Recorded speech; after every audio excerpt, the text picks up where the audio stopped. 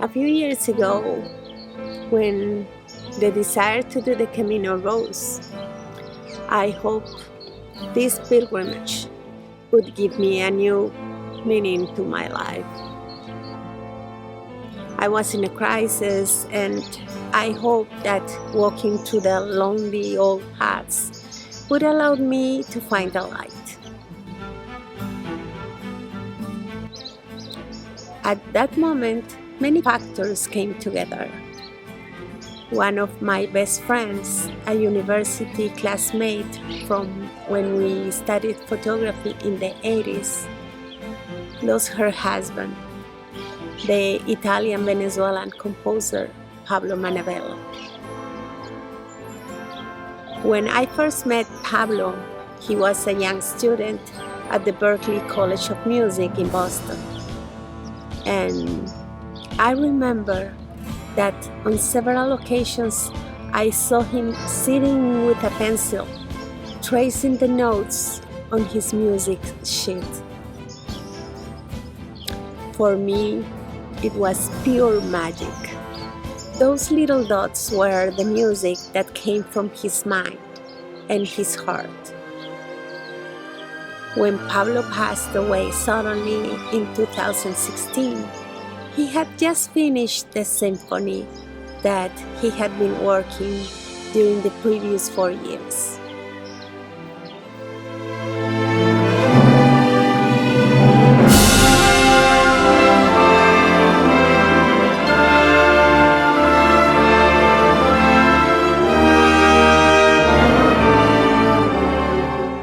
El Camino de Santiago comes to you. My friend Sofia, despite her intense pain, wanted to pay a posthumous tribute to her husband through his work. And the stars aligned surprisingly. My son Martin, a classical viola student, was a musician in the Maryland Classic Youth Symphony Orchestra.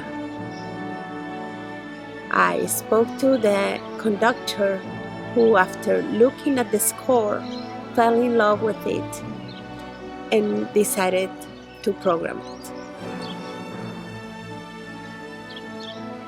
It was an extraordinary production, and I was lucky to participate. Then I attended the premiere, in which the projected images of the Camino were displayed on a giant screen.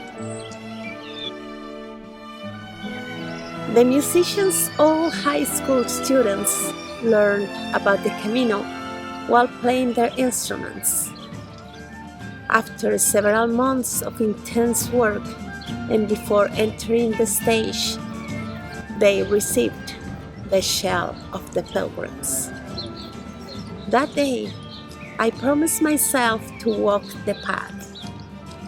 This year, I finally fulfilled that wish, and I was lucky to do it with my son.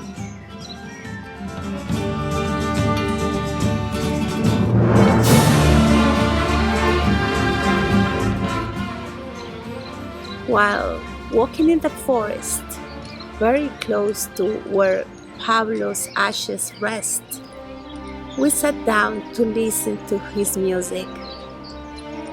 We didn't know that his ashes were right there, but being able to convey that deep emotions brought me to take the path.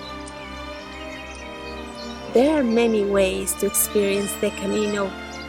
For me, it was essential to do it from my heart, my stories, and my images, so that those who could not do it personally could live this magic experience.